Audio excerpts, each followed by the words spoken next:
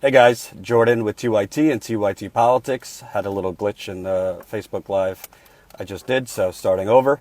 I'm at a rest stop in Illinois. We are headed up to Waukegan, Illinois, which is a little bit north of Chicago, I believe, where we'll be interviewing a whole lot of folks as part of our Disappearing Middle Class tour. So I want to get into the latest Hillary Clinton hypocrisy, the great International Business Times, which I read a lot. It's David Sirota, who I think is one of the most fearless journalists out there. This story is not by him, but International Business Times. He is the editor-in-chief. The headline, Hillary Clinton accepted donations from tax avoiders. Slammed Donald Trump for exploiting tax loopholes. You don't say. I'll read you some. A new Hillary Clinton campaign video attacks her opponent Donald Trump over a report that suggests he may have used a legal loophole to pay no federal income tax for decades. The Democratic presidential candidate appears to hold her supporters to a lower standard, though. Her family foundation and campaigns have accepted money from some companies that have evaded taxes legally, like Trump and others that have been caught violating tax law. Clinton herself has released her family's tax returns going back decades, showing that she's paid between 25 and 38% of her income taxes. Trump has refused to release his tax returns. The New York Times reported that he booked $916 million in losses in 1995, potentially allowing him to pay no taxes in future years. Clinton's campaign said he has not paid his fair share. This is where it gets good. Clinton didn't say that about UBS back in 2009, when she intervened to help the Swiss bank as it faced IRS scrutiny. This was when she was Secretary of State. As the Wall Street Journal reported in 2015, Clinton helped broker a deal between UBS and the IRS, which allowed the bank to reveal only 4,500 of 52,000 accounts that regulators suspected evaded U.S. tax law. Let's put that again. Which allowed the bank to reveal only 4,500 of 52,000 accounts that regulators suspected evaded U.S. tax law. Before the intervention, UBS had donated less than $60,000 to the Clinton Foundation. By the time Clinton's tenure at the State Department ended, UBS had given around $600,000 to the Clinton Foundation. $60,000 up to $600,000 in 4 years. Sounds like a pretty nice pay for play, wouldn't you say? It had also formally partnered with the foundation to launch a $32 million entrepreneurship program and paid Bill Clinton $1.5 million for making appearances with UBS Wealth Management Chief Executive Bob McCann. UBS paid a $780 million settlement in 2009 after it admitted to helping tens of thousands of Americans illegally evade taxes. During the 2016 election cycle, UBS employees and executives had given over $80,000 to the Clinton campaign. Another backer with tax issues, Credit Suisse, has donated more than $200,000 to Hillary Clinton over the course of her political career. According to the Center for Responsive Politics, in 2014, the bank paid out $2.8 billion and pled guilty to criminal tax evasion charges. As part of the plea deal, the bank admitted to helping thousands of Americans legally hide assets offshore to avoid paying the IRS. This past June, the Justice Department announced it had opened another investigation into Credit Suisse division in Israel, which is suspected of helping clients evade U.S. taxes. Citigroup, Clinton's fourth largest donor of the course of her career, has avoided paying over $10 billion in taxes by using legal tax shelters overseas, according to the U.S. Public Interest Research Group. Goldman Sachs, Clinton's fifth. I could read the rest, but go read it. It's at the International Business Times. The headline, Hillary Clinton accepted donations from tax avoiders, slammed Donald Trump for avoiding tax loophole. So what is this story about? Number one, I've been busy, so I haven't gone into the whole Donald Trump income tax thing. On Donald Trump, it's egregious. I mean, there's nothing else to say. It shows, number one, why he didn't want to release his taxes. More so, to me, the more troubling thing is not for him, is not so much that he didn't pay income taxes. It's the fact that he lost almost $1 billion in 1 year. So how could you say you're this brilliant businessman if you're losing almost $1 billion in a year? The fact that he pretty much losing that much money means he probably didn't pay income taxes for 2 decades. I don't really think it matters that much to people in Ohio or Pennsylvania or Wisconsin. I think it I mean, Donald Trump is Mitt Romney. He's like any other plutocrat Republican. They're going to get theirs and screw everybody else. But that wasn't really open for discussion. I don't think it's breaking news that Donald Trump is, another corrupt douche. That's why I don't report on it endlessly like the rest of the media. So in terms of Donald Trump, it's not really a surprise to me. But it does affect on the edges, I think. I mean, some of the people I interviewed that were already going to vote for Hillary Clinton did mention the tax thing, because to them it's an injustice. And it is an injustice. Why should this plutocrat, because he fucked up in his business, he doesn't have to pay taxes for 2 decades? I wrote a story for Mediaite. If you haven't been paying attention, I'm now writing for them part-time as a columnist. It's mediaite.com. Google Jordan Sheridan, Mediaite. My latest stories will come up. Let's put the AC on. Jesus. It's so fucking hot. Hold on. Putting the AC on. Emma cries a lot if she's hot. I'm roasting. That's Emma cries. But I wrote, the media is only covering the Trump tax thing. They're not covering the fact that our tax code is pretty much set up as a gigantic blowjob to people like Trump. So that when they fuck up, there's no consequences. Just write it off. You go bankrupt. Then you don't have to pay taxes. When's the last time a worker who got laid off at the manufacturing plant gets a tax cut, or because they don't have a job, they get a tax refund or tax benefits? No. So, in closing, Donald Trump, it's not a shocker. I don't think it's going to be his downfall. I think Donald Trump's mouth will be his downfall. But on the Hillary Clinton thing, it just shows you 2 things. Number one, other than the International Business Times, David Sirota, you think CNN, MSNBC, the New York Times, are they writing about any of Hillary Clinton's donors or Clinton Foundation donors and the fact that she's out there talking about fairness and tax fairness and a fair economy? Meanwhile, her oxygen comes from the same people who are offshoring? Of course not, because it's too nuanced and it's too truthful. They're not going to do that. So I think what this story shows is just what the whole campaign has showed and what Hillary Clinton's whole career has shown. She will talk out of one side of her mouth and accept money out of the other side. And that's why I cover Hillary Clinton critically, because nobody is saying this. It's not brave. It's not eye-opening to report on Donald Trump endlessly, because I don't really think it's a question whether he's corrupt. I think he brags about the fact that he is corrupt. But Hillary Clinton is presenting herself as the workers' president, and she's going to be out there fighting for the middle class. Well, show me examples of when she has done that. I've credited her when she was First Lady. She delivered on the children's health insurance program. I think at that point she was definitely more progressive. I think as she became a senator and started having the money pour in from Goldman Sachs and Citigroup and JP Morgan, that progressiveness was squeezed out of her, if it existed in the first place. But I think what this story shows is complete hypocrisy.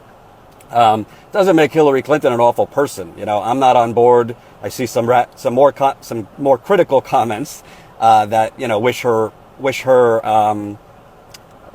ill will. I don't wish that, but I don't think she is authentic, and I don't think it's not just what I think. The facts support. You could say whatever you want. I mean, Bernie Sanders yesterday at the Dearborn, Michigan rally, if I was a low information voter listening to him, I would think Hillary Clinton's Mother Teresa. But if you do your research, if you do a quick Google search, if you go to opensecrets.org and look at her donors, it's not hard. Aaron, seriously, Jordan, run for office. I actually think I could create less change and results running for office than I can doing what I'm doing now. That's how bad our political system is. And I think I'm too honest and blunt to ever run for office, and I'm not willing to give blowjobs. So that's your answer. I will not run for office. But I'm reading this story because I think it's pretty much emblematic of what we've seen the whole entire campaign. She's a progressive that gets things done when she needs to win the primary. Then she's the progressive who tries to court Jeb Bush's donors and other Republicans. Then she's the progressive who sends out press releases, her campaign, about Republican neocons.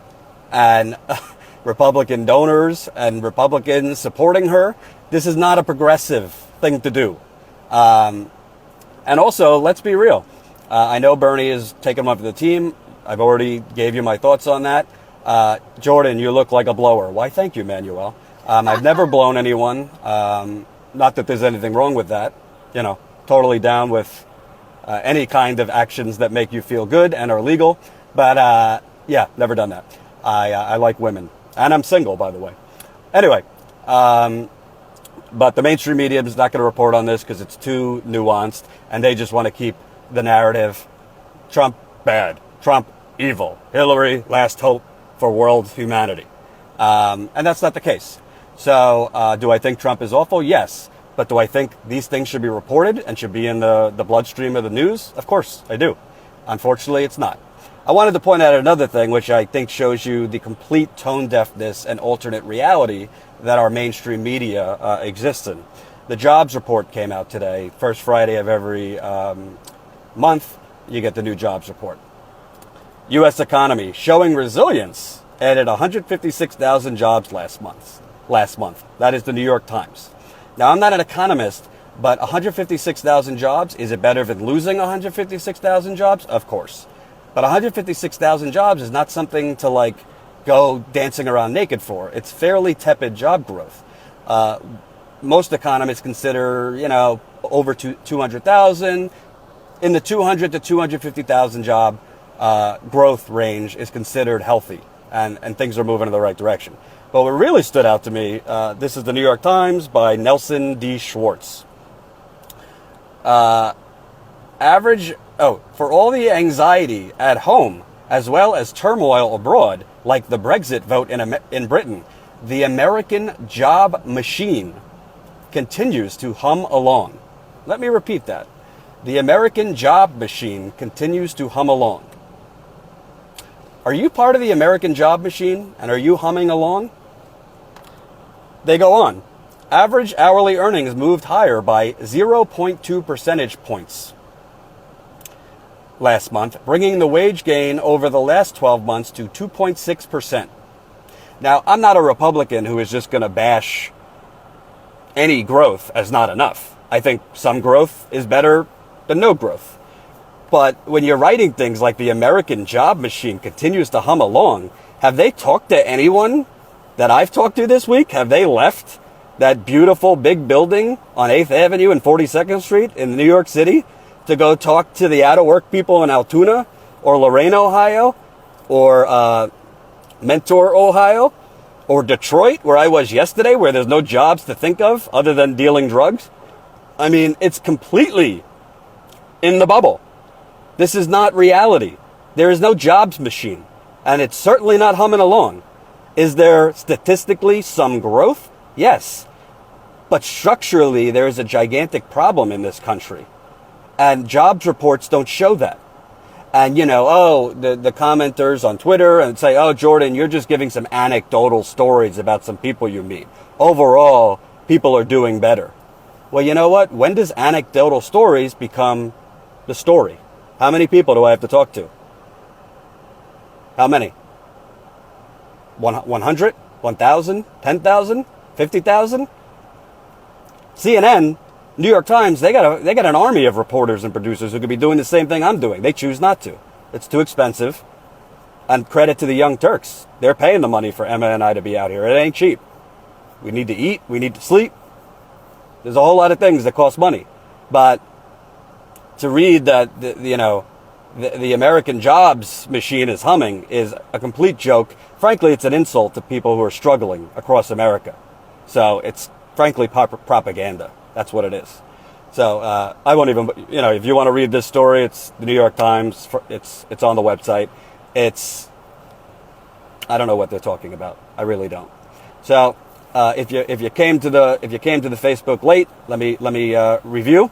Emma and I are on our way to Waukegan, Illinois, which is another area in the Midwest that have been decimated by bad trade deals. Quinn, can we donate to TYT Politics? You can, I believe you could donate to the Young Turks and specify where you want the money to go.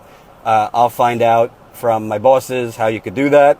I don't think there's a specific donate button for TYT Politics. And for those of you who have emailed me directly wanting to donate, I don't think it's that ethical for me to accept your money. Not that I'm not trustworthy, but I'd rather it go through a streamlined process through the Young Turks. So where was I? Oh, we're going to Waukegan. We're going to do a bunch of interviews this morning. Then we are headed to Madison, Wisconsin, which obviously was ground zero for Scott Walker's assault on unions. We'll be talking to people there tomorrow. If you're in Madison, Wisconsin and want to meet up, send us a message on TYT Politics. And then we are going to head over to St. Louis, where we'll be covering the second presidential debate. And then I am going home. I'm going to get a massage or 2 or 3 because my back is broken. I'm going to take a day off because I've been on the road for 2.5 weeks. And then I'll probably be out again somewhere, I guess covering Trump or Clinton. I'm not sure. But if you have not seen any of our disappearing middle class videos, we have about 5 or 6 posted. I just posted one this morning that has me talking to about 8 or 9 United Auto workers from Detroit. We're sitting around a diner table. It's very raw. It's very real. And we play hot potato. I just pass each one the mic. This is probably the most authentic and I would say this is the most kitchen table conversation you're going to see about the auto industry and how the workers are continually being squeezed and fucked. So I encourage you to watch that video. I encourage you to watch the rest of the disappearing middle class videos. I encourage you to share them. I'm trying to get the views up. This week is not just about showing the stories. It's about getting them watched. I want to be able to go to the Young Turks and say, you know what? After the election, you should send me out to do more of these. Look how many people watch it. Look how much it's being shared on social media. I got to show something. So please, obviously it's great when I get a lot of views if there's a Bernie Sanders video or, something about Hillary. But as much as those are great, I'd love to see 20 to 30,000 views for the auto workers video, or the videos we're going to do from Detroit, or the one I did from Altoona, Pennsylvania, or the one I did in Lorain, Ohio. You guys are my source to show the world really that there is a real audience and there's demand for real journalism. I also want to give a shout out to Emma Vigeland. When she's not crying in the car, she's hardcore editing videos. She's shooting a lot of the stuff. She's also doing on camera, and she's been a little ill this week, so she's busting her ass for the good middle class. And please keep tweeting at Disappearing Middle Class. Tell us your story. I've been retweeting as much as I can. And that's it. Oh, for those of you that asked, I don't have any intel on WikiLeaks. The latest Guccifer leak, I didn't have a chance to go through it thoroughly. There's a little discrepancy between him saying that he hacked the Clinton Foundation. The Clinton Foundation has come out and denied that they were hacked. And the documents he have, most reputable outlets that I've read, say that he is, Illinois is pronounced without the S, so Illinois. Okay. That most outlets have reported that the documents he released do not match, the donors in those documents don't match the Clinton Foundation. It matches files from the DCC and Democratic super PACs. So again, I'm not saying Guccifer is a hoax. I have to look into it more closely. But as of right now, there's discrepancy between whether those are from the Clinton Foundation servers or just more documents he got from Democratic super PACs and the Democratic National Committee. So I will look into that further. Thank you for watching, and keep watching the videos. Thanks.